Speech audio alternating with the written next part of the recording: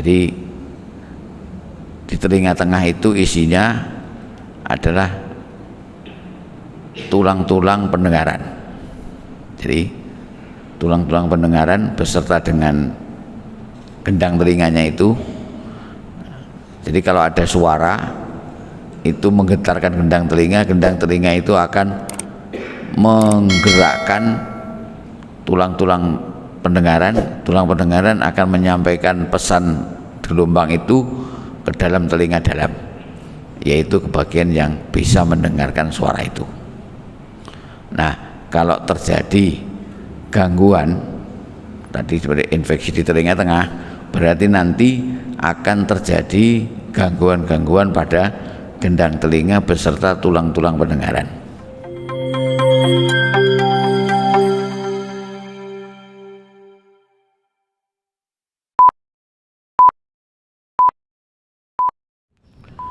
Bismillahirrahmanirrahim.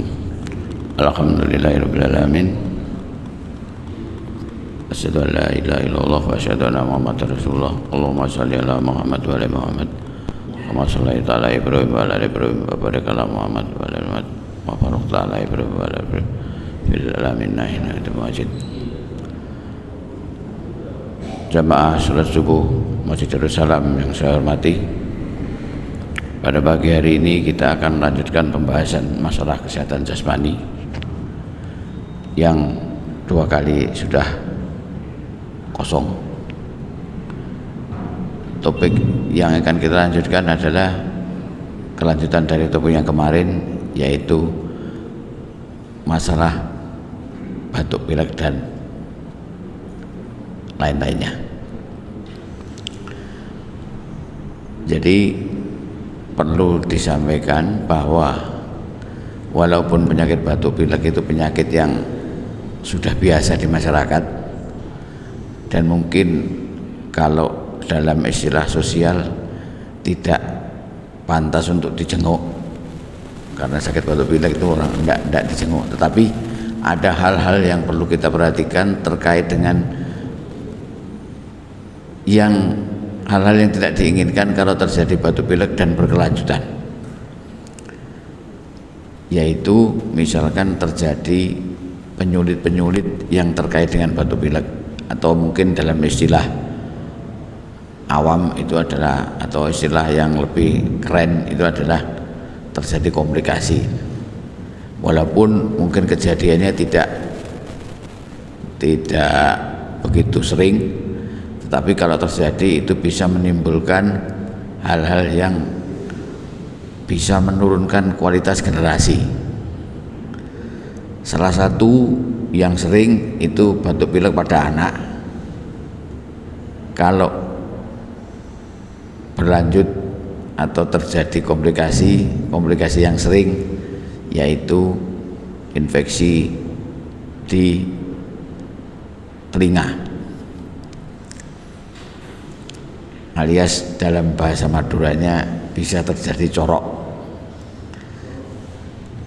Jadi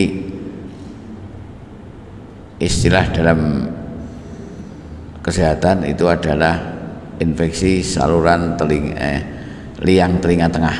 Jadi atau sering juga disebut dengan OMP, otitis media akut. Kalau dalam bahasa Maduranya corok, artinya di situ ada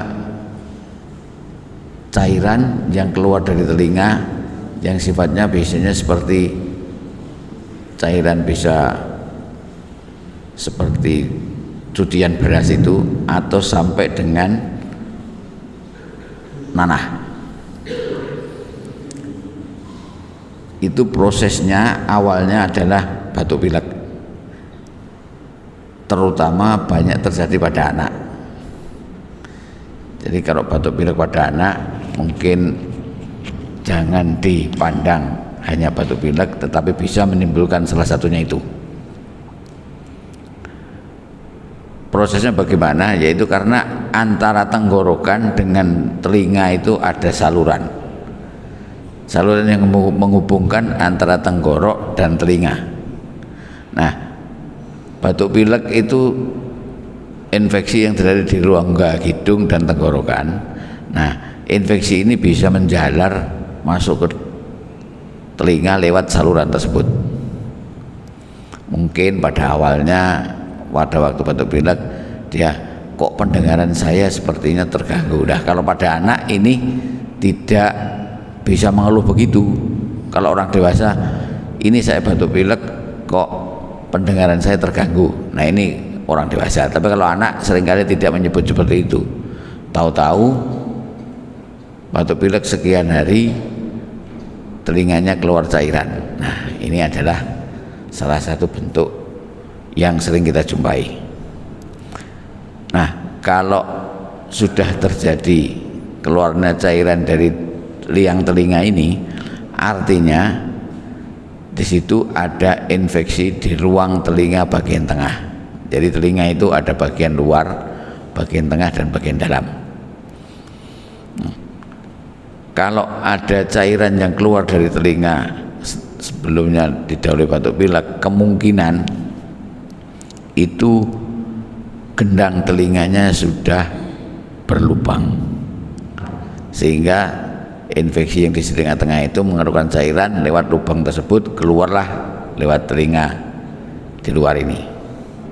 Nah, kalau sudah terjadi seperti itu, artinya itu proses batuk pilek yang di rongga hidung atau di tenggorokan ini sudah menjalar ke telinga tengah, dan itu sudah disebut dengan komplikasi dari batuk pilek. Nah, kalau sudah demikian itu harus ditangani lebih serius lagi, karena yang pertama, infeksi itu bisa lebih jauh lagi menjalar lagi. Walaupun kejadiannya tidak sering, tetapi dapat terjadi itu. Jadi kalau di telinga itu terjadi infeksi itu, maka bisa menjalar ke daerah-daerah di sekitar telinga itu. Satu, misalkan ke bagian telinga dalam. Telinga dalam itu isinya adalah urusan pendengaran dan keseimbangan. Jadi di telinga tengah itu isinya adalah tulang-tulang pendengaran. Jadi tulang-tulang pendengaran beserta dengan gendang telinganya itu.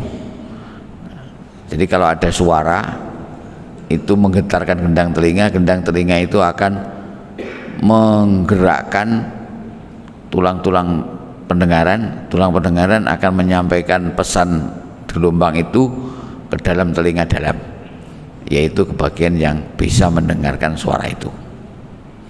Nah, kalau terjadi gangguan tadi seperti infeksi di telinga tengah, berarti nanti akan terjadi gangguan-gangguan pada gendang telinga beserta tulang-tulang pendengaran, sehingga kualitas pendengaran seseorang yang sudah mengalami corok tadi atau mungkin infeksi telinga tengah tadi itu akan menurun kalau dilakukan pengetesan secara intensif. Jadi ada alat tes pendengaran di bagian THT biasanya itu yang disebut dengan audiometer. Jadi audiometer itu alat untuk mendeteksi sejauh mana kepekaan telinga kita itu terhadap suara yang kita dengar. Itu nanti akan mempunyai dua kesimpulan biasanya. Satu, seseorang kalau dites itu akan disimpulkan apakah dia mengalami tuli konduksi atau tuli karena hambatan gelombang suara, atau tuli persepsi, artinya tuli yang karena kerusakan saraf.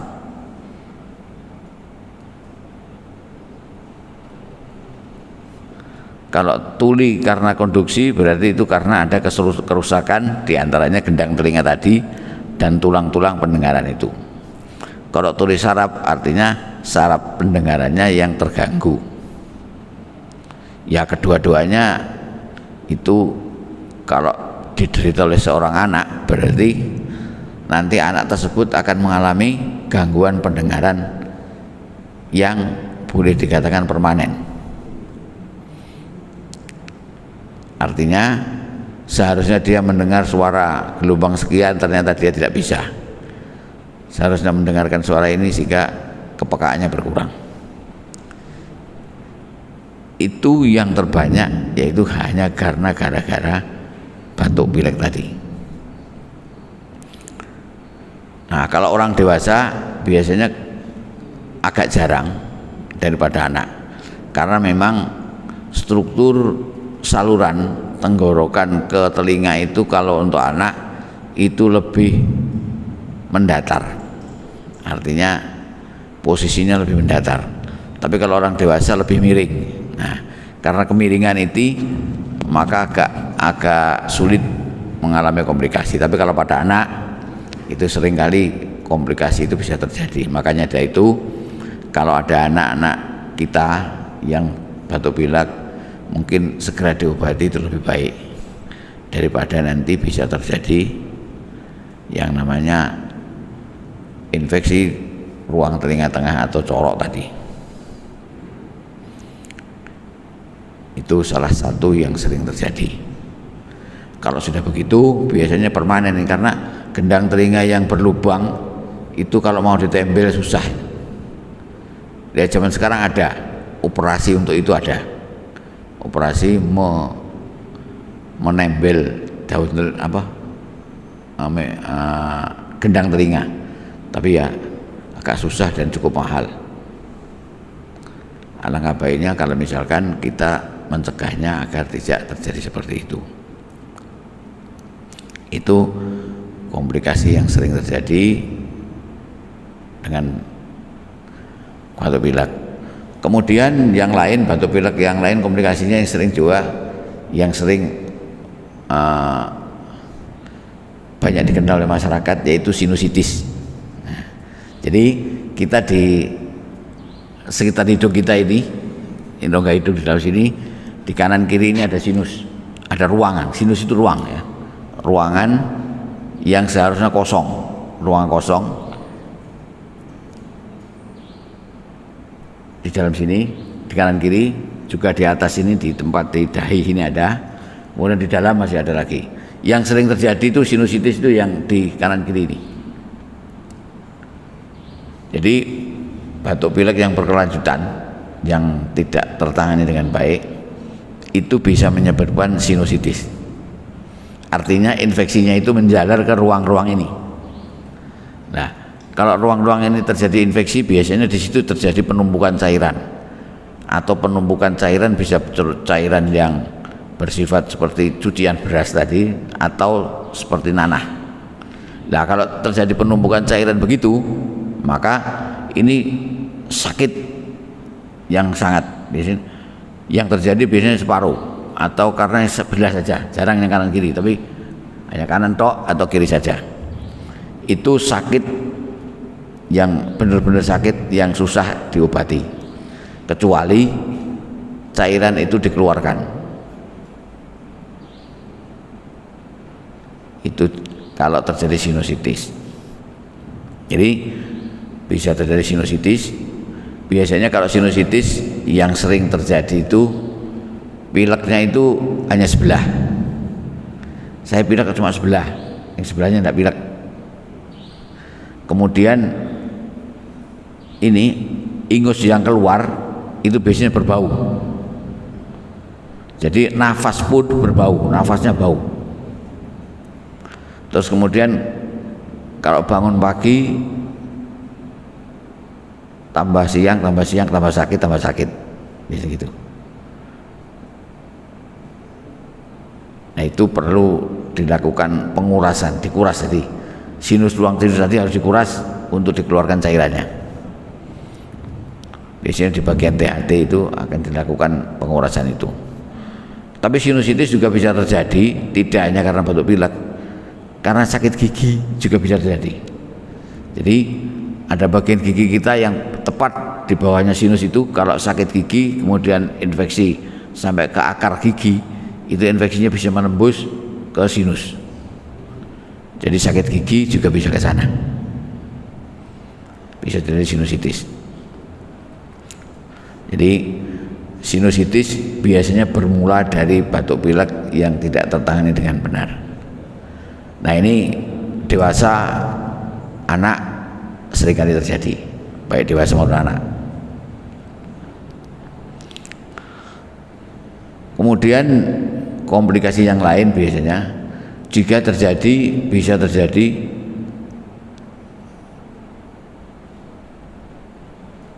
amandel. Nah, jadi batuk pilek itu kalau lama-lama seringkali terjadi, sering terserang batuk pilek. Nah, lama-lama amandelnya juga akan terjadi ini, pembesaran. Jadi amandel itu istilahnya ada kelenjar yang di tenggorokan kanan kiri ini, di sebelah kanan kiri tenggorokan itu ada kelenjar. Kelenjar itu sebenarnya untuk melawan infeksi. Jadi kelenjar itu gunanya untuk melawan infeksi. Jadi kalau ada infeksi maka dia akan mengeluarkan perlawanan yang berupa imun tadi dari kedua kelenjar itu. Kalau kelenjar itu dipaksa kerja terus, maka lama-lama kelenjar itu akan membesar. Nah, kalau membesar itu bisa mengganggu proses menelan, bisa mengganggu suara. Kalau hanya membesar tapi tidak mengganggu proses menelan, tidak mengganggu suara, ya tidak usah ditangani, dibiarkan aja, tidak apa-apa.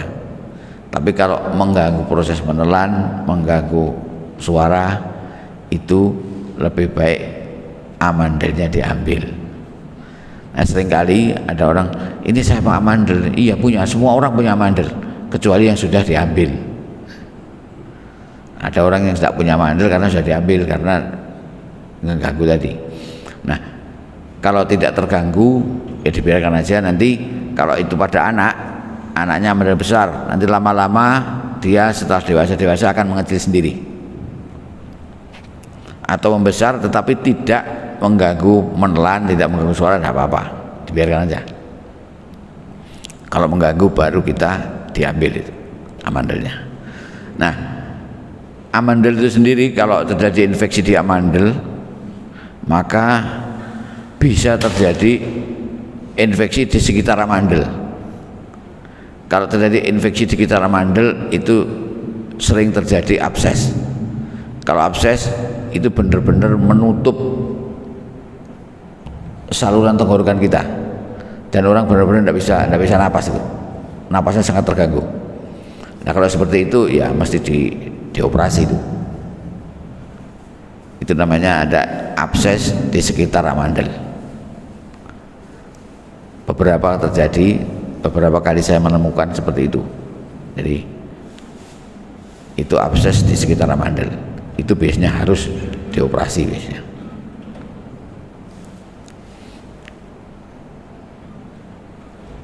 Kemudian yang kelanjutan dari batuk pilek yang sering dan paling ditakuti, yang terjadi seperti COVID kemarin. Jadi orang batuk pilek itu infeksi di rongga tenggorokan dan rongga hidung. Kalau lama-lama dia bisa turun ke saluran napas besar ini, yang orang menyebutnya bronkitis. Sing jadi bronkitis. Nah, bronkitis itu seringkali menyerang saluran napas yang besar. Itu seringkali menjadi kronis, artinya batuk-batuk tapi tidak sembuh-sembuh. Nah, itu seringkali menjadi bronkitis yang kronis. Itu yang tidak diinginkan karena batuknya seringkali kumat-kumatan terus. Nah, kalau bronkitis ada yang lebih bawah lagi. Jadi kasus bronkitis itu bisa turun ke bawah menjadi yang namanya infeksi paru, infeksi jaringan paru, yang sering disebut pneumonia. Nah, kalau pneumonia ini sangat berbahaya karena jaringan parunya sakit dan pernapasannya akan sangat terganggu. Seperti halnya kemarin waktu terjadi COVID. Jadi COVID itu sebenarnya ya batuk pilek, seperti batuk pilek begitu, tapi mereka kemungkinan untuk terjadi infeksi paru itu besar banget. Jadi orang COVID kalau cuma batuk pilek ya enggak apa-apa, tapi kalau jadi infeksi paru itu yang berbahaya sehingga bisa menimbulkan kematian yang cepat. Oleh karena itu ya, walaupun tadi saya katakan bahwa batuk pilek itu penyakit yang tidak layak untuk dijenguk, tetapi tidak harus dibiarkan kecuali imunitasnya kuat. Nah, itu tidak apa-apa. Tetapi kalau suatu ketika kondisi yang tidak bagus, maka dia bisa menimbulkan komplikasi-komplikasi yang diantaranya saya sebutkan tadi, mulai dari ada sinusitis, mungkin sampai kan infeksi telinga, mungkin infeksi di sekitar amandel dan amandel yang besar, sampai kepada bronkitis, sampai kepada infeksi paru. Itu diantara perjalanannya batuk pilek tadi. Dan batuk pilek yang berkepanjangan biasanya kalau lebih dari 3 minggu misalnya, kita harus hati-hati. Batuk-batuk terutama ya, pileknya hilang sudah, batuk-batuknya kok sampai dengan sebulan tidak selesai-selesai.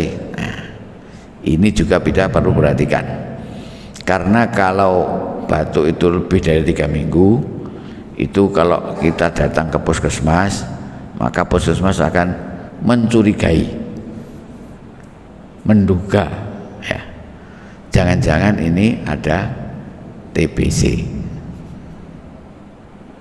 Maka disuruh ayo periksa dahak. Kalau zaman sekarang, kalau sekarang periksa TCM. TCM itu bukan apa, Tiongkok tradisional China medicine ya, ada singkatan TCM, tradisional China medicine, ada itu. Tapi TCM ini adalah pemeriksaan yang mendeteksi TBC secara cepat.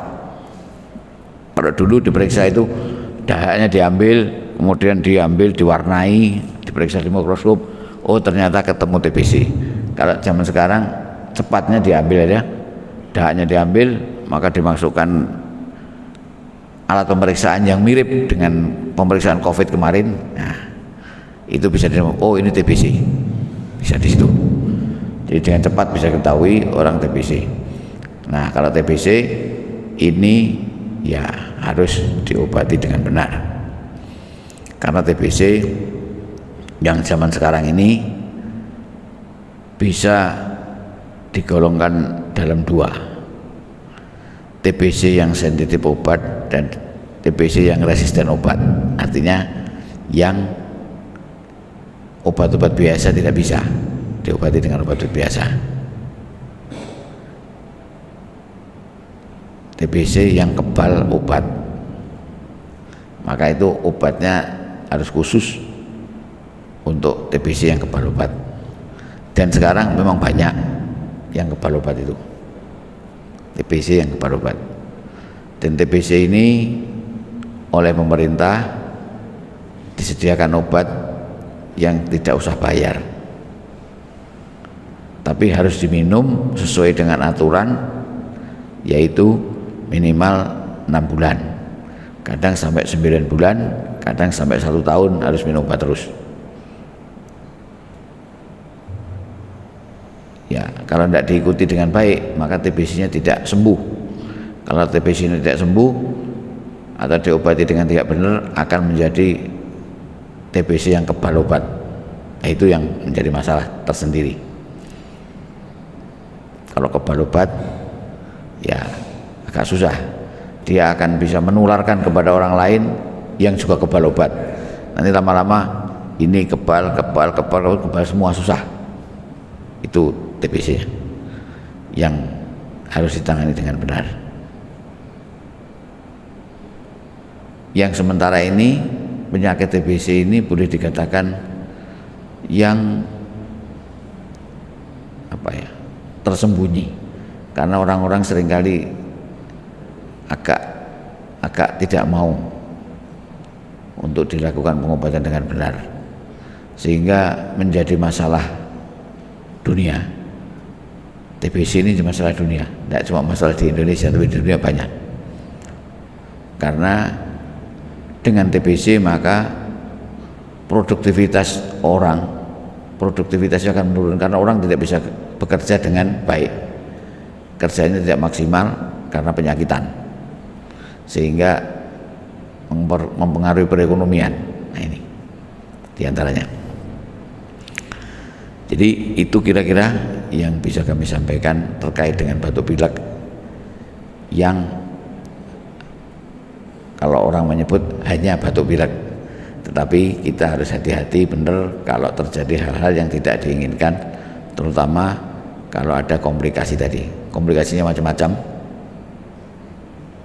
dan batuk pilek sebagaimana saya sampaikan, rata-rata setahun orang itu bisa kena batuk pilek 4 kali, karena memang batuk pilek itu boleh dikatakan penyakit yang sudah ada di mana-mana, termasuk juga COVID itu sudah seperti batuk pilek, dinilai sebagai batuk pilek.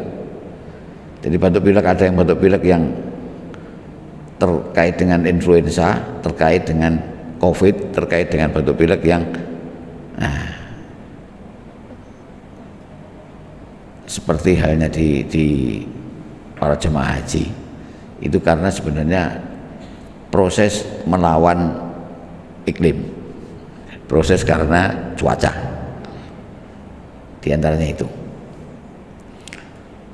itu mungkin yang sedikit ini, moga-moga bisa bermanfaat untuk kita, agar kita bisa menjaga kesehatan jasmani kita, agar kita bisa beribadah dengan baik. Karena kalau jasmani kita terganggu, ibadah kita juga terganggu. Kira demikian, semoga bermanfaat. Kalau ada yang kurang kami mohon maaf. Kami tutup. Assalamualaikum warahmatullahi wabarakatuh.